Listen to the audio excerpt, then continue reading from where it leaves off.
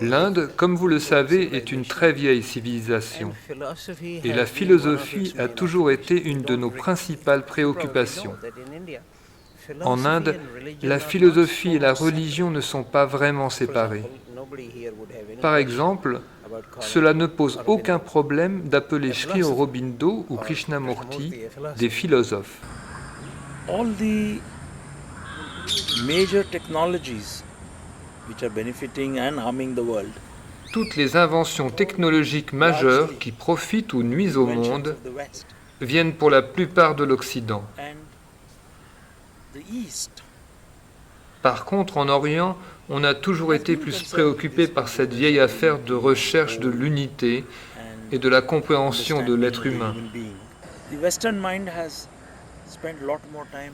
Les Occidentaux ont passé beaucoup plus de temps à observer l'univers qui nous entoure. Les Orientaux, et spécialement les Indiens, se sont plus intéressés à l'intérieur et à l'immensité qui s'y trouve.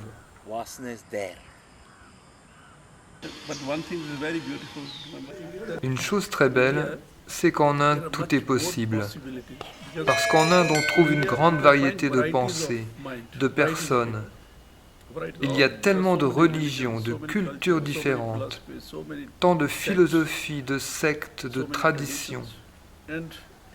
Cette diversité nous donne une grande ouverture et nous sommes toujours prêts pour de nouvelles expériences. On ne dit pas « nous savons » et c'est l'ultime vérité. On ne ferme pas les portes. Nous sommes toujours prêts à évoluer. C'est ça la beauté de l'Inde.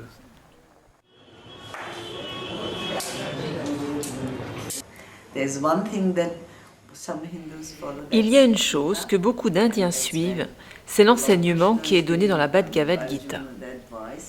Krishna donne à Arjuna ses conseils pour traverser la vie. Comment se comporter dans les difficultés, dans les joies, et quelle est votre part de responsabilité. Ce sont les principes de la philosophie indienne. Mais à la fin, Krishna dit « Je t'ai donné le meilleur de ce que je sais. Mais tu resteras juge avec ton propre raisonnement, tes propres émotions. Alors, tu trouveras par toi-même ce que tu dois faire. Tu dois lire toutes les philosophies et garder ce qu'il y a de meilleur. » D'ailleurs, ce matin, mon mari a récité ce mantra en sanskrit qui dit « Il y a de multiples sources pour nourrir la pensée et la connaissance. Il faut aller puiser dans l'éventail le plus large possible. Ne limitez pas vos sources. Alors, vous pourrez choisir ce qu'il y a de mieux. »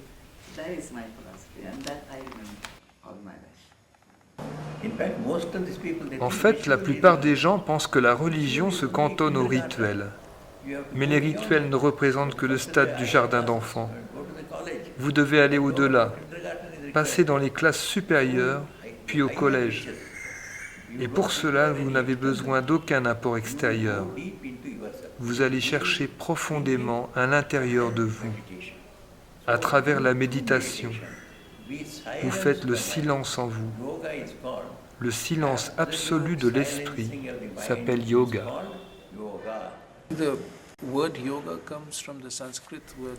Le terme yoga vient du mot sanskrit yuj, qui veut dire union.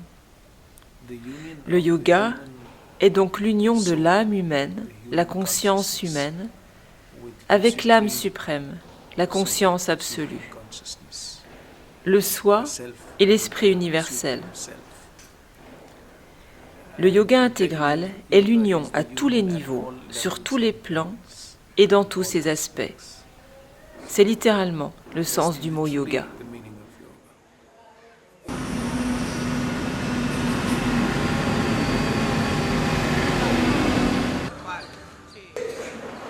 Le Hatha Yoga est l'aspect physique du yoga. Traditionnellement, certains yogis croient qu'à travers le développement du corps, on peut accomplir l'union avec le soi. Je ne suis pas vraiment sûre de l'aspect physique du yoga. Je ne connais pas grand-chose du Hatha Yoga. mais je crois que c'est but I possible. believe it's possible. Tous les yogas, ça a une petite but qui est très simple et qui est très intéressant. Tout le yoga nous aide de monter d'un niveau de la nature base à une nature plus élevée et plus haute. Et pour moi, à l'instant, c'est Sri Aurobindo qui montre un petit peu le chemin. La chose le plus importante de son philosophie qui m'attire le plus, c'est qu'il ne donne pas, il donne importance à chaque partie.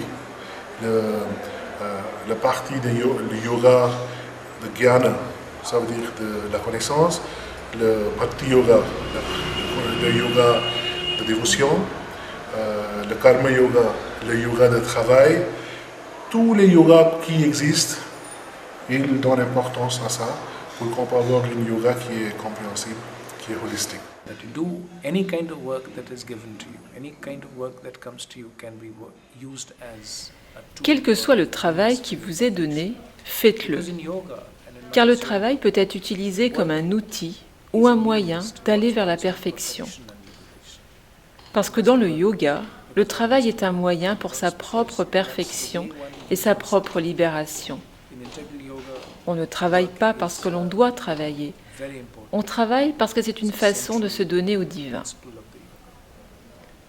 So now if I have to Dans le yoga intégral, le travail est un élément essentiel. do my sadhana, Donc maintenant, how do I si je dois faire mon yoga, do I sit ma for hours sadhana, and meditate, or do I pray? comment je fais? So what do I do? Est-ce que je reste assis pendant des heures et je Work is médite? the most dynamic Est-ce que je prie ou chante? form. It's through work Non. that you receive the Le travail est la consciousness. forme de méditation la plus dynamique. In that sense, you should C'est not à travers le travail que l'on reçoit la conscience et l'énergie. this kind of work. Dans ce sens, peu importe la forme de ton travail. Un des principes du karma yoga, le yoga à travers le travail, est que vous ne devez avoir aucune préférence pour votre travail. Car si j'ai une préférence pour un travail, cela veut dire que je travaille pour mon ego. Si je suis prêt à faire n'importe quel travail, à n'importe quelle heure, en étant pleinement concentré et pleinement attentif, si je suis capable de cela, c'est que je progresse sur le chemin du yoga.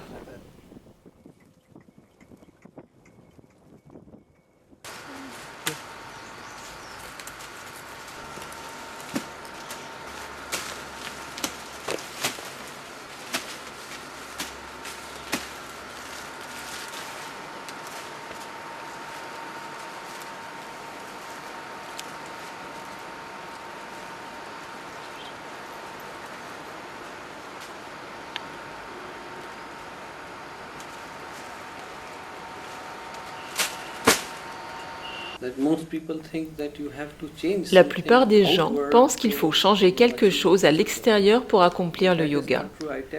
Mais ce n'est pas vrai. Je vais vous raconter une histoire qui se passe entre Sri Krishna et Shrukadev, un érudit qui a écrit une partie des Upanishads.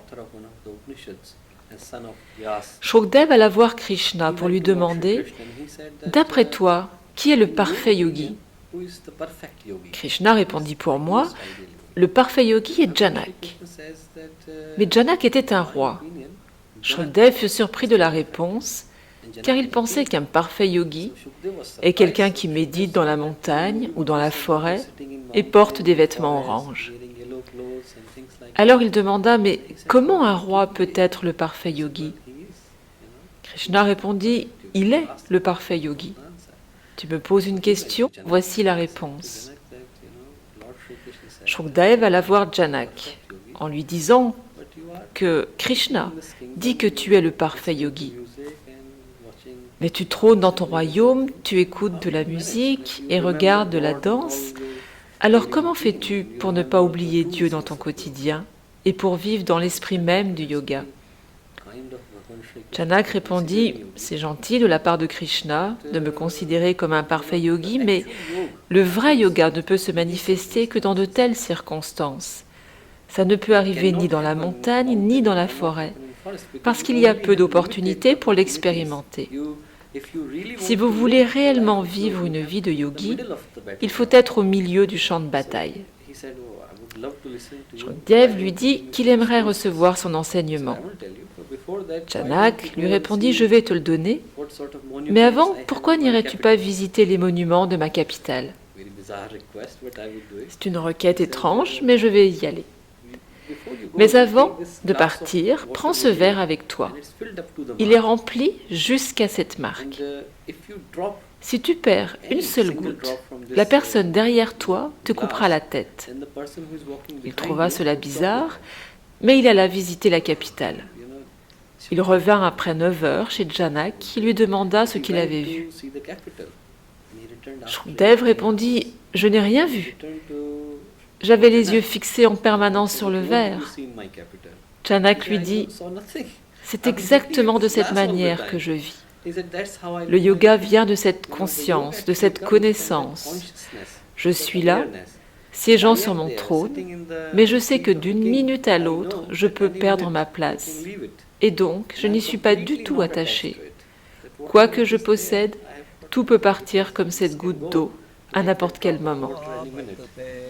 मगसिर सेती हे तरको सूरत राखो शून्य में बिना ताल मृदंग बाजे चित राखो धुन में पोष पवना उलट देखो नाद की झनकार है तासे झीनी आवाज लखिए लखे जो हंसा सार है माघ मन में बांध राखो मकड़ तार से नेहरा तास झीनी ज्योत जगे है अलख सोहम से हरा फागुन भगवा खेलो। Le principe du jeu de la vie est basé sur deux choses, proche et loin. Si on est proche de soi-même, on se connaît. Mais si on est loin, alors on ne connaît rien de soi. Ces deux forces vont continuellement jouer avec vous. Une force veut vous éloigner de votre vie et l'autre force veut vous rapprocher de vous-même. Mais à celle-là, on n'y accorde jamais trop d'importance.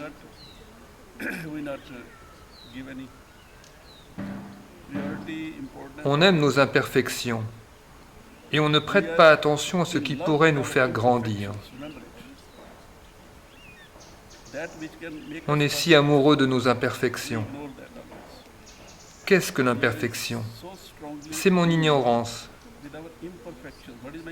On est amoureux de notre ignorance.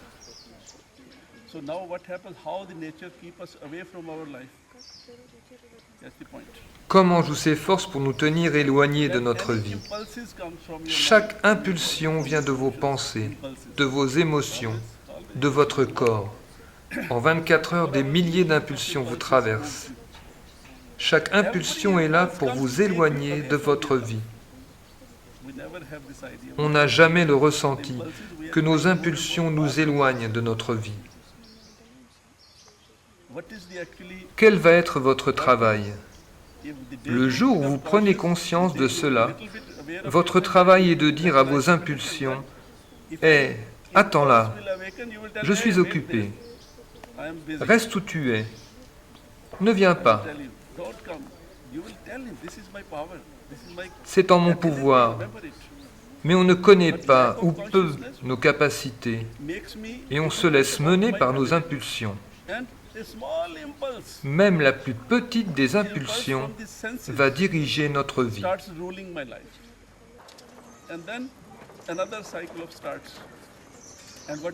Et alors démarre un autre cycle. Quel est ce cycle? On va plus loin. Loin, loin, loin, loin de nous-mêmes. Mais quand vous serez tellement éloigné de vous-même, peut-être que si vous n'êtes pas tombé complètement amoureux de vos imperfections, vous commencerez à vous manquer.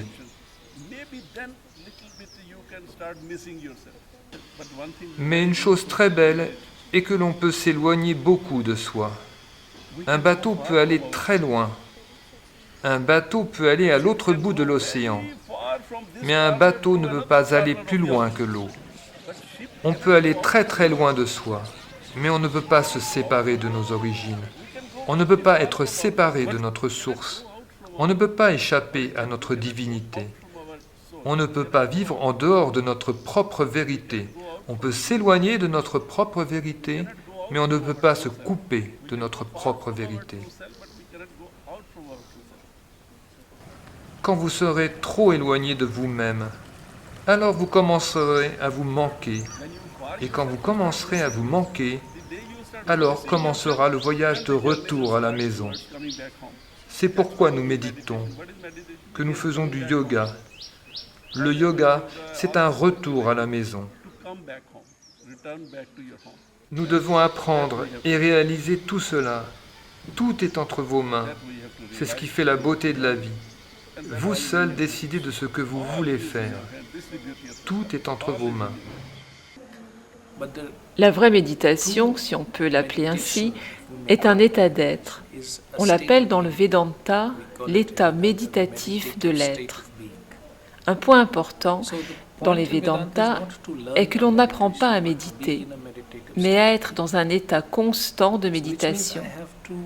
Ce qui veut dire que je dois être un observateur assidu de l'activité et du fonctionnement de mon mental à travers une intime et constante observation de mon être. Toutes les pensées doivent disparaître. Toute activité mentale ou construction mentale doivent disparaître de la conscience. Alors vient le silence.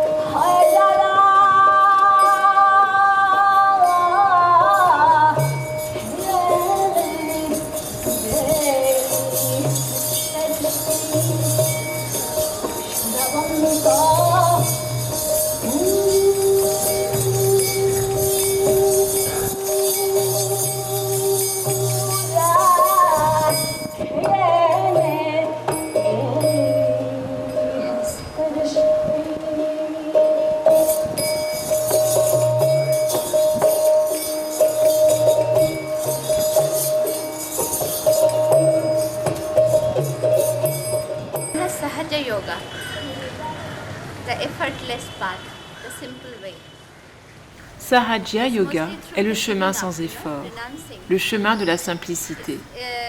C'est principalement par le détachement et le renoncement. C'est presque comme si on vidait sa maison. On nettoie son être comme on nettoie sa maison. On laisse tout partir. Alors on a assez d'espace pour faire rentrer la lumière et l'air. L'air peut circuler à l'intérieur. C'est la même chose pour le corps.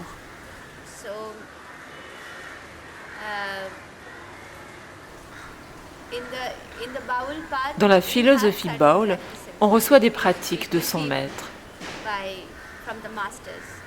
Quand on a nettoyé sa maison, avec quoi voulez-vous la remplir? Encore avec des ordures ou avec le son pur du Namajapa? Avec Japa, le son. Vous pouvez en remplir votre maison. Et cela va résonner dans votre corps. L'énergie va résonner à l'intérieur. Une fois que vous en êtes rempli, vous n'avez plus besoin de rien. Alors vient le silence. C'est le point ultime. Il n'y a plus de chant, plus de mots, plus de japa, rien. Le but de la sadhana bowl est d'atteindre cet état. Mais à travers le chant, la musique, on célèbre tout. Et au final, on atteint cet état, au-delà des mots.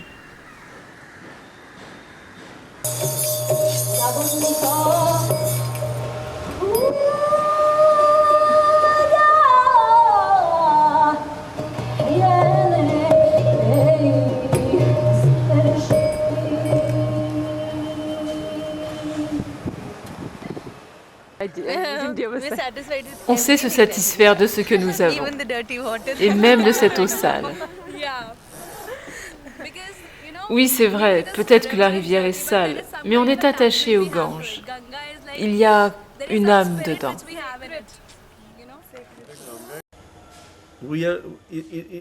En Inde, on trouve des gens qui savent se contenter de ce qu'ils ont, quelles que soient les circonstances.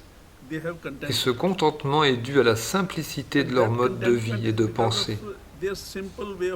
En Inde, on est moins dans le passé ou dans le futur. On est plus dans le présent. Et cela suffit à nous contenter.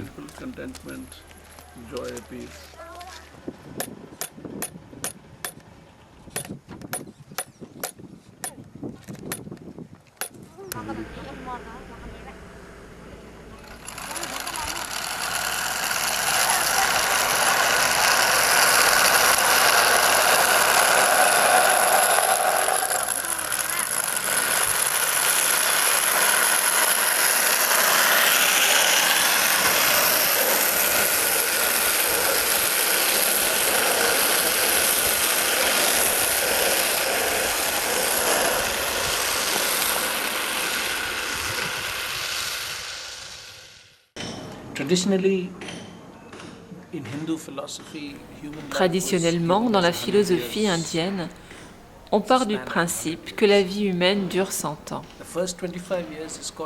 Les 25 premières années s'appellent Brahmacharya. Brahmacharya est lorsque vous êtes jeune et que vous apprenez. Apprendre est l'essentiel. Vous vivez dans la maison du gourou, que l'on appelle Gurukula.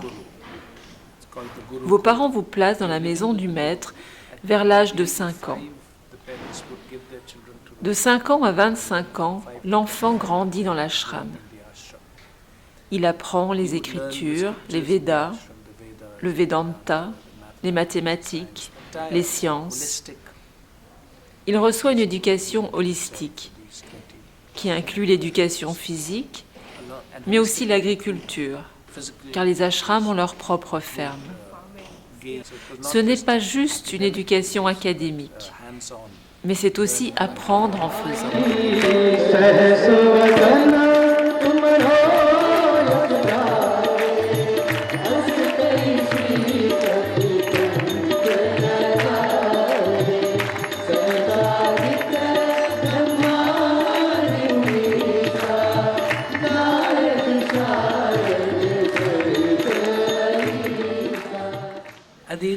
À l'âge de 25 ans, l'enfant est devenu un jeune homme.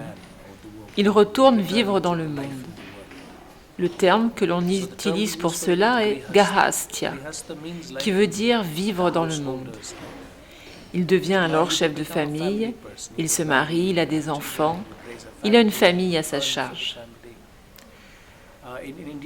Dans la philosophie, nous avons aussi les 4 objectifs de la vie.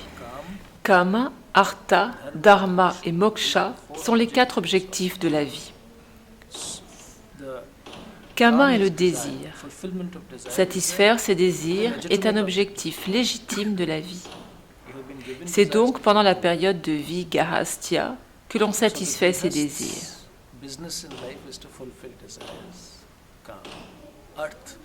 Artha est gagner sa vie, pas seulement pour soi, mais aussi pour apporter de la richesse à la société.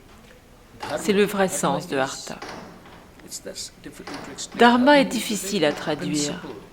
Dharma est le principe, les valeurs qui permettent à la société et à l'individu de vivre ensemble. C'est l'intégrité de la société et de l'individu. C'est le principe qui maintient la société et la vie humaine. Mahabharata is a story of Le Mahabharata est l'histoire du combat entre Dharma et In Adharma. English, one often translates dharma En to anglais, Dharma est righteousness. souvent traduit It's not par really just droiture ou righteousness, vertu. it goes way beyond righteousness. Mais ce n'est It's the pas very exactement cela, ça way va of plus loin life que ça. that C'est un chemin qui donne tout son sens et sa valeur à la vie humaine. Donc, Kama, Artha, Dharma et Moksha. Moksha représente la fin de la vie, où l'on recherche le salut, la rédemption et la libération.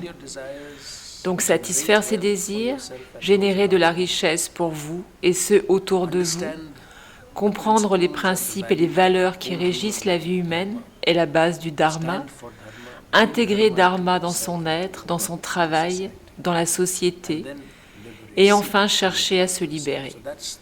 Ce sont les 4 objectifs de la vie. Donc Brahmacharya vous mène à Gahastya, encore 25 années. Puis à 50 ans commence Vanaprastha. Vanaprastha veut dire littéralement partir dans la forêt. La forêt est aussi bien une métaphore qu'une réalité physique. Les gens qui renoncent au monde partent dans la forêt. À cette époque, il y avait beaucoup de forêts en Inde. Partir dans la forêt veut dire je me détache du monde.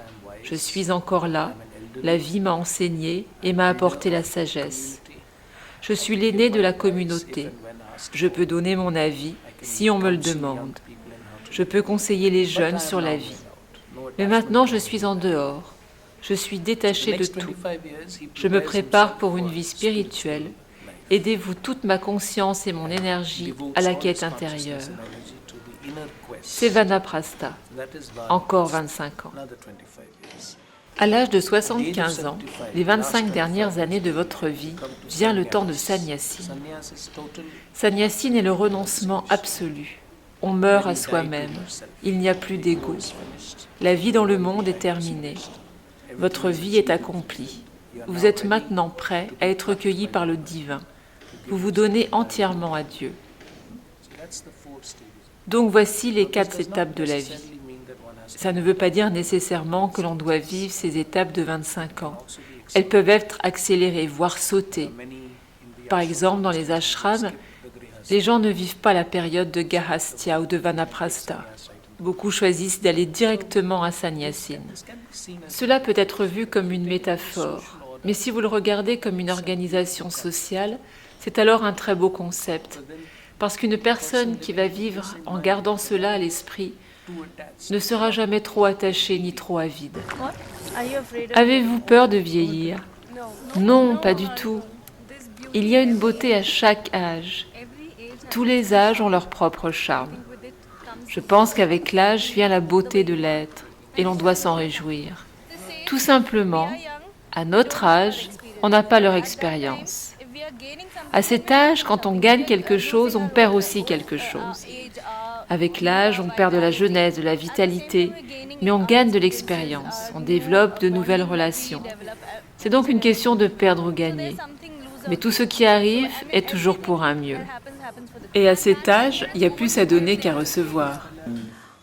Je pense que les hindous croient que la vie ne s'arrête pas à la mort. On croit profondément en nous que la mort n'est qu'une face de notre vie. D'ailleurs, dans la philosophie indienne, on dit que c'est comme une marche. On pose un pied, on le retire. On pose un pied, on le retire.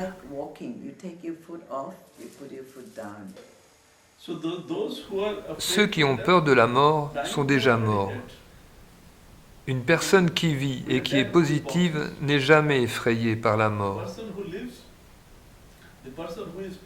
Elle ne pense même jamais à la mort. Elle sait ce qu'est la mort. La mort et la vie ne sont pas distinctes, elles ne font qu'un.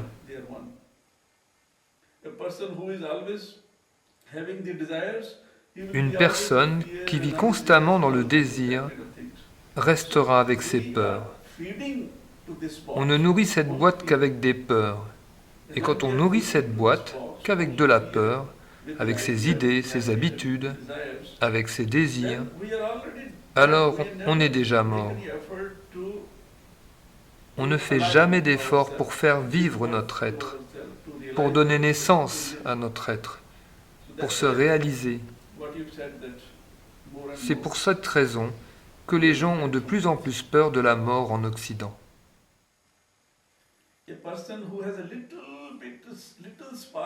Une personne avec un peu, juste une étincelle d'aspiration. La vie veut dire aspiration. Cette personne est vivante. La mort ne va pas vers celui qui aspire. Il ne pense même jamais à la mort. Les gens qui ont une aspiration, ceux-là sont vivants. Sinon, si on n'a aucune aspiration, on sera toujours avec cette peur de la mort. La vie est une aspiration. Aspiration veut dire qu'il y a toujours quelque chose de plus à réaliser, vivre plus, connaître plus, devenir meilleur, grandir, apprendre plus, progresser.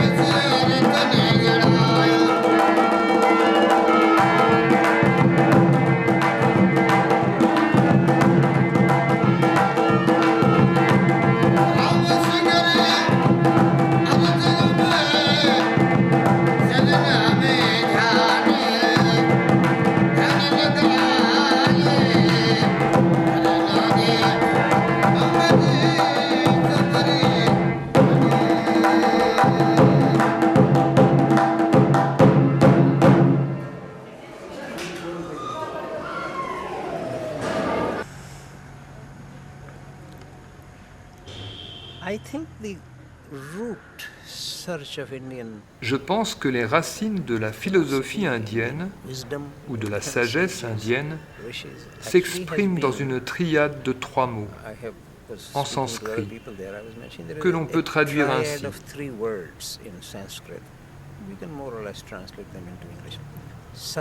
Satyam, Ritam, Grahat. Vérité, ordre et immensité.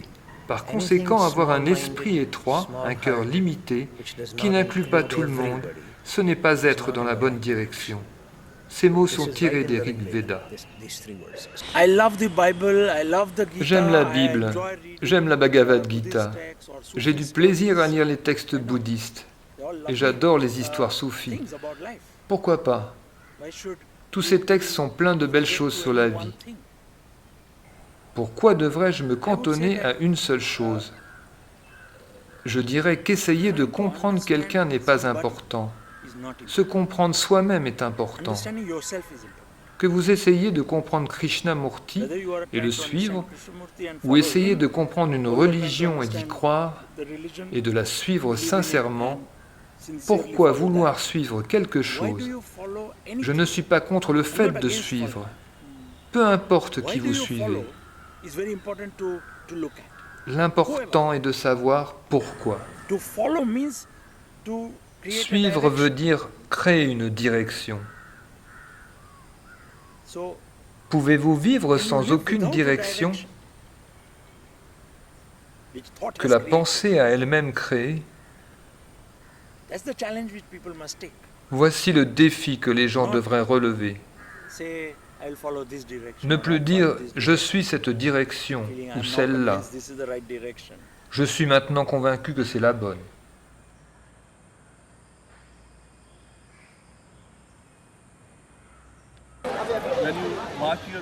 Tous les jours, on se regarde dans le miroir et si on voit quelque chose qui nous dérange, on essaye aussitôt de le corriger. Mais la vie nous a donné un miroir où l'on peut voir notre vie. Le miroir de notre vie est notre esprit.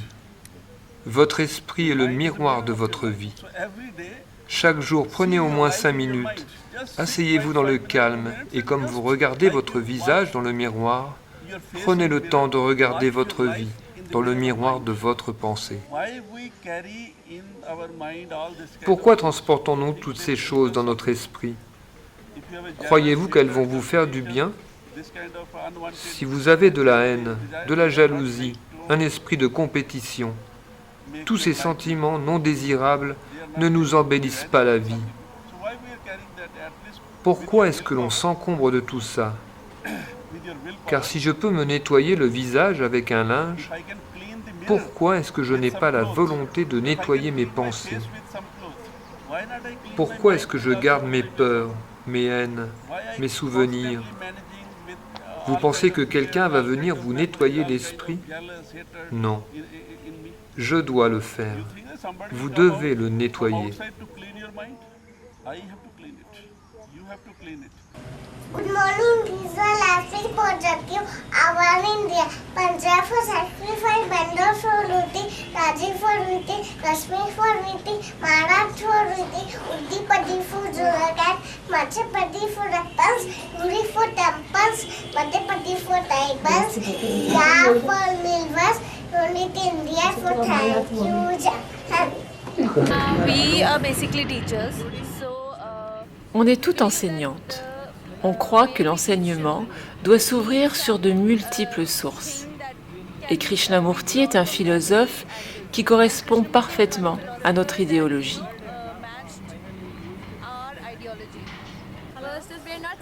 Nous ne sommes pas satisfaites de notre système éducatif. Les Anglais ont complètement bouleversé notre éducation pour leurs propres nécessités, pour que l'on puisse travailler pour eux. Même après l'indépendance, le système anglais est resté. C'est très mécanique, limité. Les professeurs, eux aussi, sont liés par ce système. Donc ça n'aide personne, ni la nation, ni les parents, ni les enseignants, ni les élèves. Concernant l'éducation, Krishnamurti disait que la liberté est très importante. Comment ramener l'amour, la liberté dans l'éducation? Parce que ce sont des aspects importants. Si votre éducation est bonne, vous deviendrez un bon être humain. Au moins vous serez libre, à défaut d'être bon. Et vous pourrez faire vos propres choix. On aimerait ce genre d'éducation. La deuxième chose est l'aspect spirituel. En Inde, on croit à une éducation holistique, que ce soit Tagore, Sri Aurobindo, Gandhi ou Krishnamurti.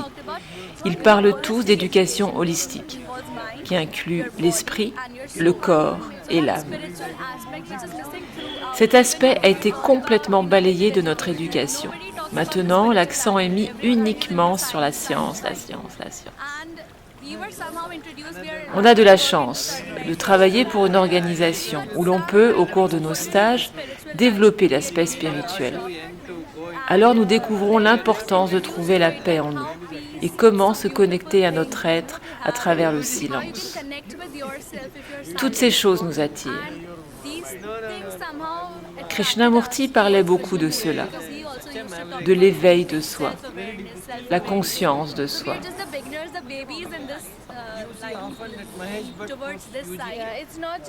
Ce n'est pas qu'à travers Krishnamurti. On suit de nombreux stages sur toutes sortes de sujets. Il y a toujours quelque chose à apprendre là où l'on va. Et notre expérience profite aux enfants. Au moins, on peut y mettre un peu de nous-mêmes. Bonjour maîtresse, soyons positifs pour notre pays.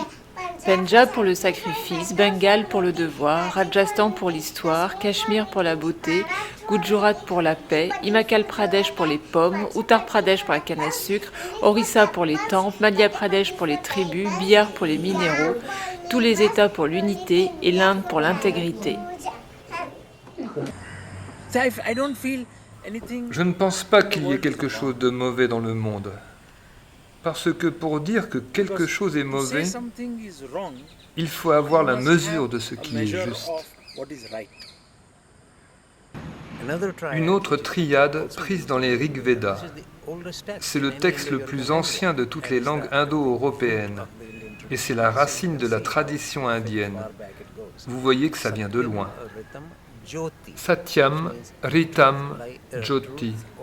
Vérité, ordre et lumière. Car tous les sages ont créé un appel. C'est comme un réverbère en haut de la montagne. Là se trouve la lumière.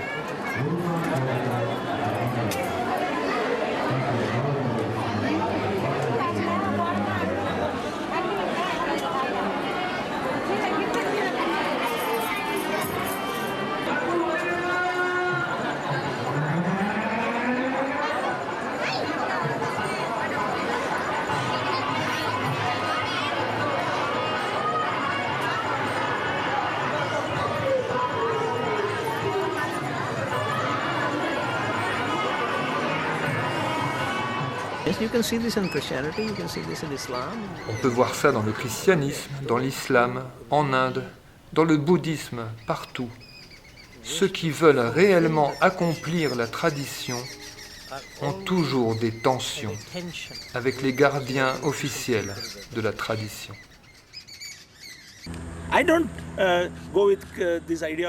Je ne suis pas d'accord avec les gens qui pensent que Krishnamurti disait que les traditions sont mauvaises.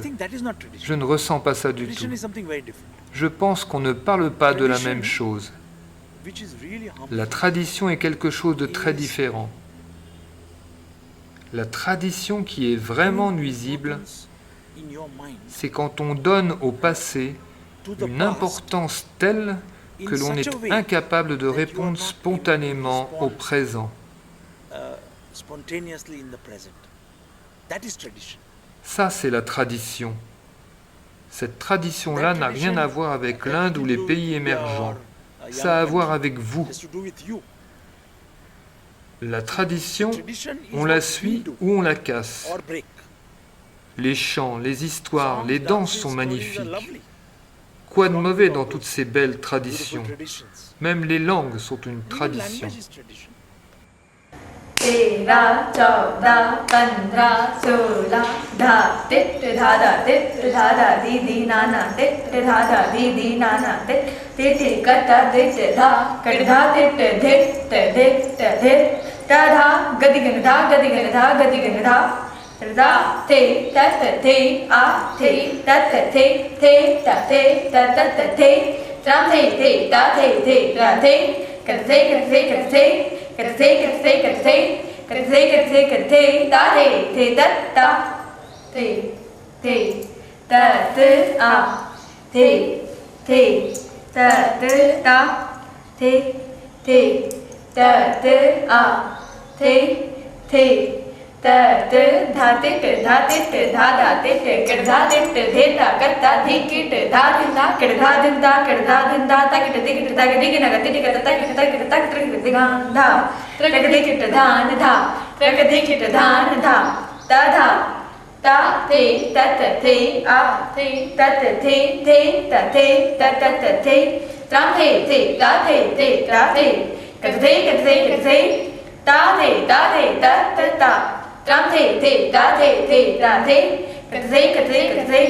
din, da, tram, te, da, te, ra, te, kadhe, da, ta. L'être humain, c'est le seul animal qui utilise le pouvoir de sexe comme un amusement. Sinon, la nécessité de sexe était surtout pour procréer la continuation du vie.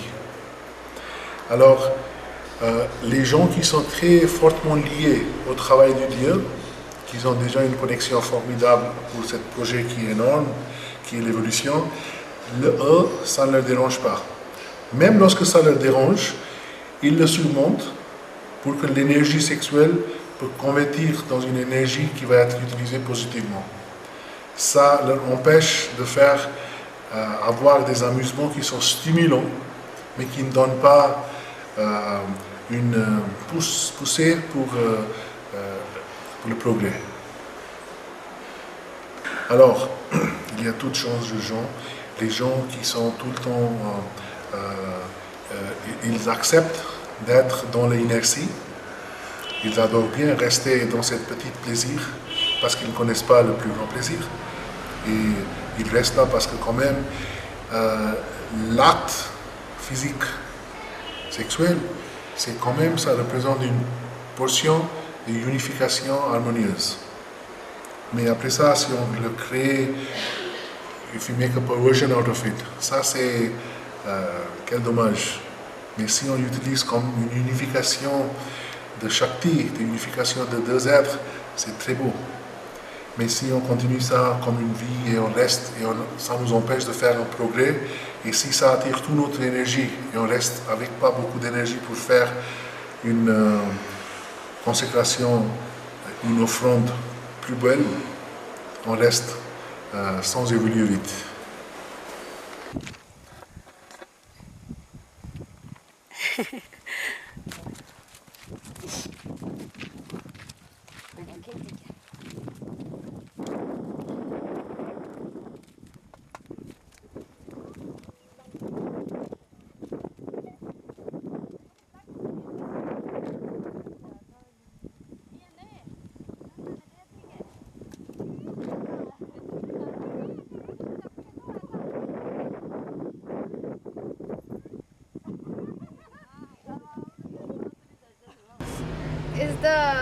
C'est la tradition de vivre en famille et on est très heureux de vivre ensemble.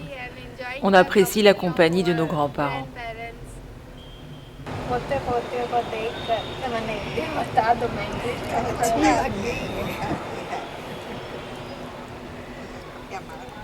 Elle dit qu'elle revoit sa jeunesse à travers nous. En plus, ils ont déjà expérimenté ce que l'on va expérimenter. Les grands-parents ont un amour inconditionnel. Les parents, eux, imposent leurs conditions. Si tu fais ça, tu seras puni. Les grands-parents nous aiment comme on est. Et ils ne laissent pas les parents nous gronder. Ils nous racontent des histoires. En plus, ils nous gâtent avec beaucoup de nourriture et avec eux on mange. Nos parents nous racontent les histoires de Blanche-Neige ou de Cendrillon qui viennent de l'Europe. Mais nos grands-parents nous racontent des histoires indiennes avec Krishna. La culture indienne, on la découvre avec nos grands-parents. Les histoires du Ramayana, du Mahabharata, on les découvre avec nos grands-parents. Et on adore les écouter.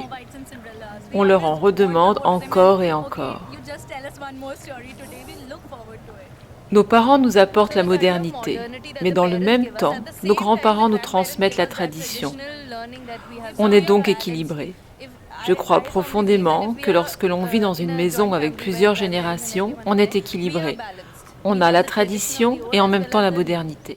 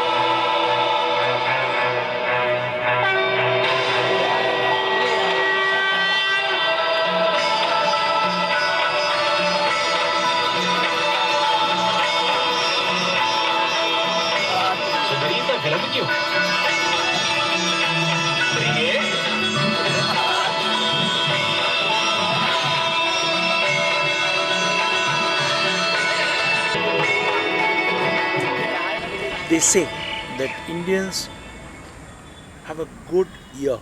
On dit que les Indiens ont de bonnes oreilles, The listening quality. une bonne qualité d'écoute. And in India, En Inde, les stories histoires sont are told, racontées, not on ne les read. lit pas. Toute notre culture est basée sur la tradition orale. So you On speak parle and you listen. et on écoute. And that speaking and Parler et listening was écouter far sont more bien important plus importants than the que reading and lire writing. et écrire. Today, reading and writing has Aujourd'hui, become lire more et and more écrire important. prennent plus d'importance. So, even when we speak, Même quand on we speak parle, from, ça vient de from here, là, from thinking. de la We don't speak pensée. from our feeling. On ne parle pas avec ce que l'on ressent. On pense et We puis on think and parle. we speak. Whereas the ordinary man, Un homme ordinaire parle avec son cœur. I think that's very important. Et c'est très important. So how we speak, Comment how on we parle, listen, comment on écoute. our L'éducation ne s'est jamais occupée de cela. education has C'est never drôle, non? bothered about these things. It's funny, isn't it? If you really wish to listen to somebody, Si vous souhaitez réellement écouter quelqu'un, listen to yourself. alors vous devez d'abord être à l'écoute de vous-même, But the à assumption condition bien sûr que vous n'ayez pas de problème d'audition. because then of course you need a hearing aid.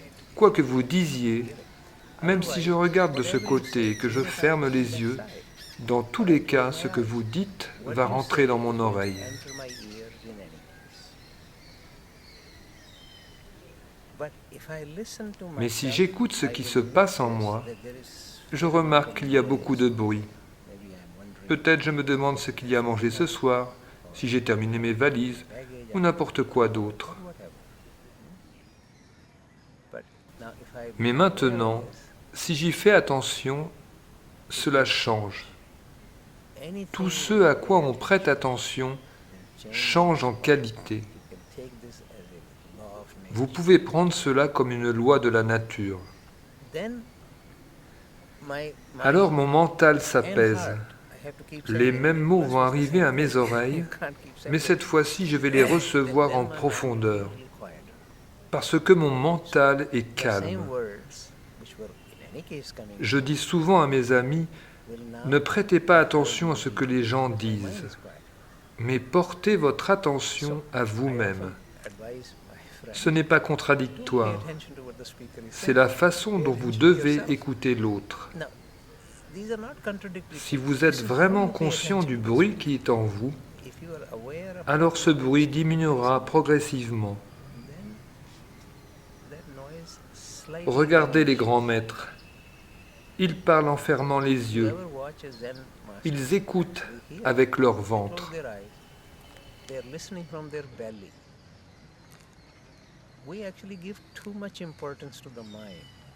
Sanskrit pronunciation is very important. Sound is very important.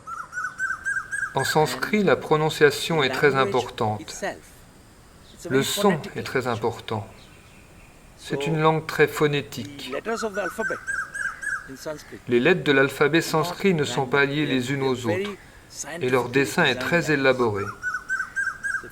Par exemple, les 5 premières lettres de l'alphabet, leur son vient de là. Ka, kha, ga, ga, anga.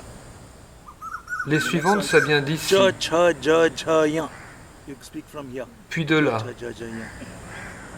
Then there's one says ta, tha, da, dha, na. It comes from here. Ta, tha, da, na. Then there's Après, one on ajoute where les the lips lèvres. move. Pa, pa, ba, pa, ma. Whereas in Sanskrit, what you have written Le is sanskrit se exactly what prononce you say. exactement comme il est écrit. So, nobody will, Donc tout le monde speak le different. parle de manière identique. And since the pronunciation is La very prononciation est très important, importante. you can't have Il n'y a pas different ways of plusieurs speaking. façons de le prononcer. But Mais à in l'opposé, meanings, Sanskrit is opposite. un seul mot peut avoir 10 significations A single différentes. word may have 10 different meanings. Donc d'un côté, cela demande de la So in some rigueur, areas, it et d'un demands autre, rigor. de la In fluidité. some areas, it demands fluidity. La signification des mots est très intuitive. And the meanings of words and all are very intuitive. एतदेव सर्वं भवति सविता त्वा प्रसवानागं सुवतामिति हस्तं गृह्णाति प्रसूति ये देवा देवसुवस्तेत्याह यथा यजुरेवैतत् महते क्षत्राय महदाधिपत्याय महते जानराज्यायेत्याह आशिषमेवैतामाशास्ते एष वो भरता राजा सोभोस्पाकं ब्राह्मणानाकं राजेत्याह तस्मात् सोमराजानो ब्राह्मणाः प्रथित्यन्नाम राज्यमधायीत्याह राज्यमेवास्मिन् प्रतिदधाति आनन्दो ब्रह्मेति व्यजानात् आनन्दाह्येव खल्विमानि भूतानि जायन्ते आनन्देन जातानि जीवन्ति आनन्दं प्रयन्त्यभिसन्धिसन्धेति सैषा भार्गवी वारुणी विद्या परमे व्योमं प्रतिष्ठिता य एवं वेद प्रतिष्ठति अन्धवानन्नादो भवति महान् भवति प्रजया पृष्ठब्रह्मवर्चसेन महान् कीर्त्यान्येष्ट्यायजते इमान् जनतागं सङ्गृह्णामीति द्वादशारत्नीरसना भवति द्वादशमासाः संवत्सरः संवत्सरमेवावरुन्धे मौञ्जी भवति ऊर्ध्वै मुञ्जाः ऊर्ध्वमेवावरुन्धे चित्रानक्षत्रं भवति चित्रं वा एतत्कर्म यदस्वमेधः समृद्ध्यैः देवादेवनन्निवेद्याः क्षेमो वैराट्यस्य शीतो वातः क्षेममेवावरुन्धे शान्तिः शान्तिः शान्तिः. First class. Now, Ma veut dire grand. great. Maha. Cela vient du mot mahat. Mahat comes from Mahat. And Prana Et prana signifie respiration. Prana signifie la vie. For instance, an animal is Par called exemple, prani, les animaux sont appelés prani. living being. Un être vivant est un prani. Donc la respiration et la vie sont bien sûr indissociables. They are one. Elles ne font qu'un.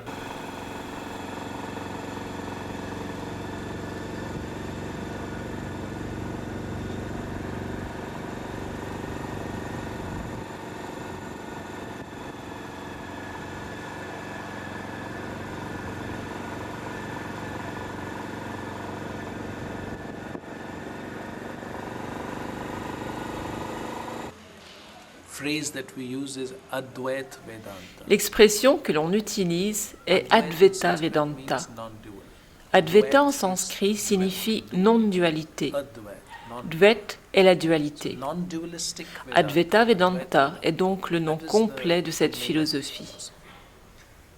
Advaita Vedanta forms the basis of Advaita all the Vedanta forme la base de tous les yogas que nous yoga means the connaissons. union of the human Car le yoga veut dire l'union de l'humain avec le divin. must happen Cette union ne peut se réaliser que dans un certain contexte. Si les deux sont séparés, si l'humain et le divin sont des choses séparées, il ne peut pas y avoir d'union. Parce que l'union doit se réaliser entre des choses qui ne sont pas différentes. Alors le Vedanta dit, le divin, le suprême, et l'humain ne sont pas différents. Ils sont faits de la même substance et de la même essence. On dit Sarvam Karvedam Brahma. Sarvam veut dire tout. Tout ce qui est Brahma. Donc, je suis Brahma, vous êtes Brahma. Mais je ne sais pas que je suis Brahma, parce qu'il y a ce que le Vedanta appelle Maya, la part de la pensée, la part de l'esprit qui crée une dualité entre le suprême et cela. Donc je suis convaincu que je ne suis pas cela. Donc je fais tous les yogas. Mais le Vedanti, le strict Vedanti, dit qu'il n'y a pas besoin de yoga, pas besoin de méditation. Tout cela n'est qu'illusion. Allez profondément dans votre silence intérieur. Lâchez toutes les pensées, toutes les structures mentales.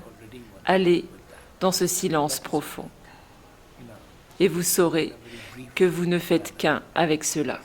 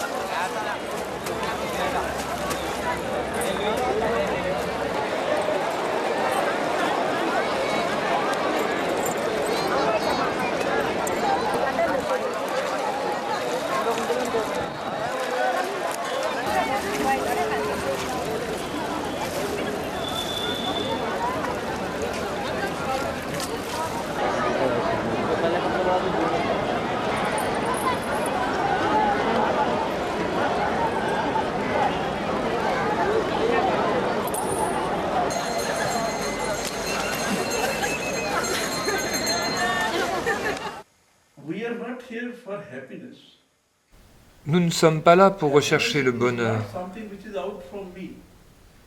Le bonheur n'est pas quelque chose qui est à l'extérieur de moi. Le bonheur est la conséquence et le fruit de ma façon de vivre. Si vous savez comment il faut vivre cette vie, alors toute votre vie sera bonheur. Mais si je ne sais pas comment vivre cette vie, quoi que je fasse, je ne trouverai pas le bonheur. La nature nous a donné des pouvoirs. J'ai le pouvoir de penser. Mes pensées ont un pouvoir tellement immense. Le jour où vous savez comment créer une pensée positive est suffisante pour vous rendre heureux toute une vie. Donc le bonheur est le fruit de ma pensée positive. Le bonheur est le fruit de ma nature créatrice. Le bonheur est la conséquence de mes actions, de mes pensées, de mes mouvements. Le bonheur n'est pas quelque chose qui est là et que je peux attraper. Le bonheur n'a rien à voir avec plus ou moins. Ce n'est pas en ayant plus, en cherchant à avoir toujours plus que l'on trouve le bonheur. Est-ce que c'est une solution de continuellement chercher à avoir plus? Je ne crois pas que les gens qui ont beaucoup soient plus heureux. Les gens qui ont peu arrivent à trouver leur bonheur parce qu'ils savent se contenter de peu. Ils savent comment vivre avec le minimum. Mais ceux qui ont beaucoup ne savent pas comment vivre avec le maximum. Ils sont avides. Ils veulent toujours plus. Le bonheur n'a rien à voir avec plus ou moins. Ne jugez jamais que l'autre est malheureux. Mais si vous sentez que vous pouvez faire quelque chose de bien pour les autres, alors faites-le.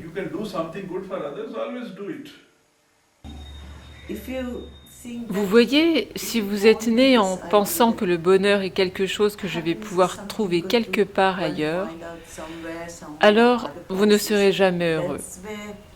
N'est-il pas là? Ça vient de l'intérieur, probablement de nos croyances ou de notre connaissance. Ce que l'on a ou ce qui est autour de nous, c'est déjà plus que ce dont nous avons besoin. Je n'ai pas à aller chercher ma joie ailleurs. La joie est en moi.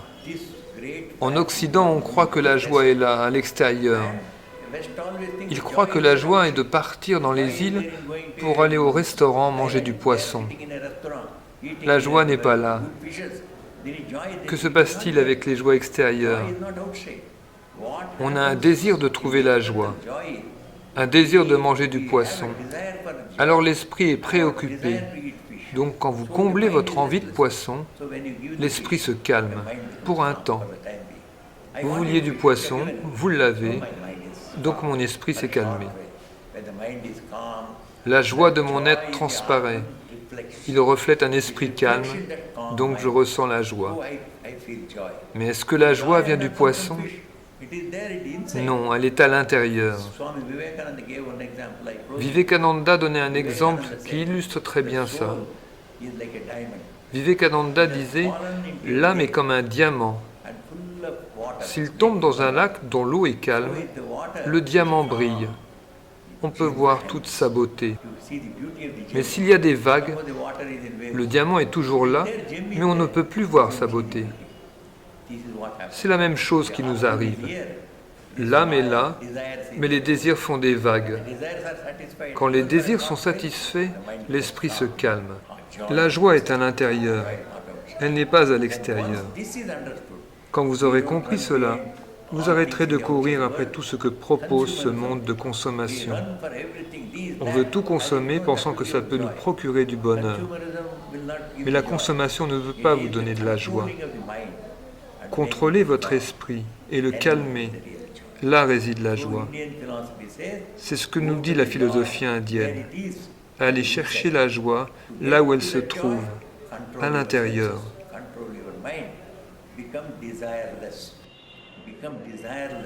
Supprimez vos désirs. C'est la manière indienne de se réaliser. L'Occident vit dans l'effervescence, celle de la satisfaction des désirs les uns après les autres. Courir après la satisfaction des désirs ne peut apporter que plus de confusion dans votre esprit et donc vous éloigne du bonheur.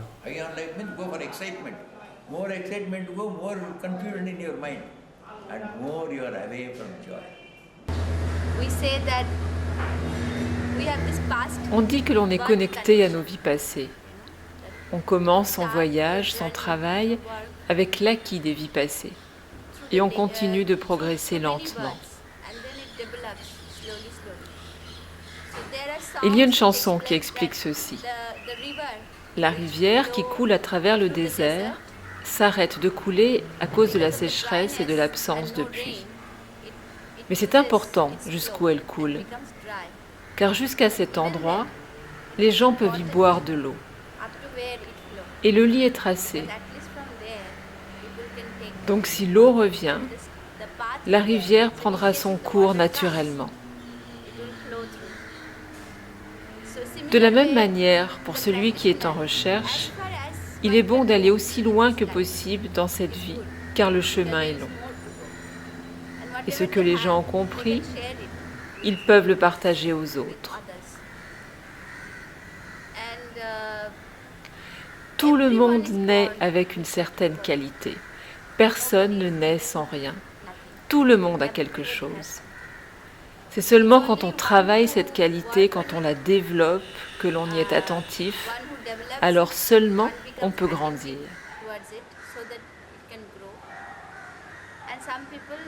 Certaines personnes sont très ignorantes d'elles-mêmes.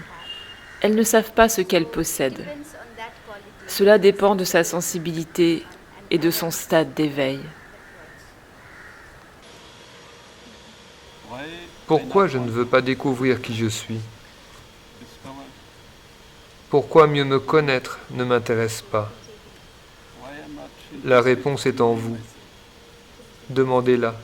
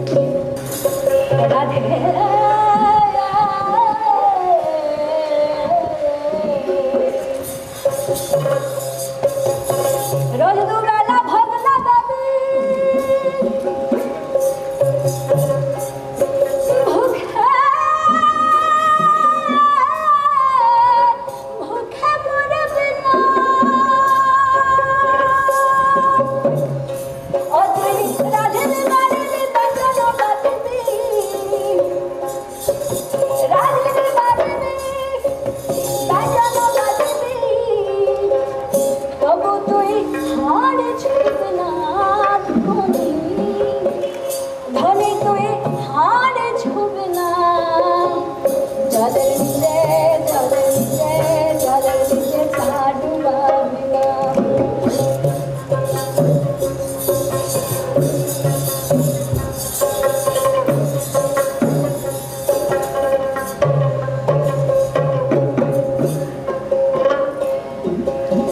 ভাই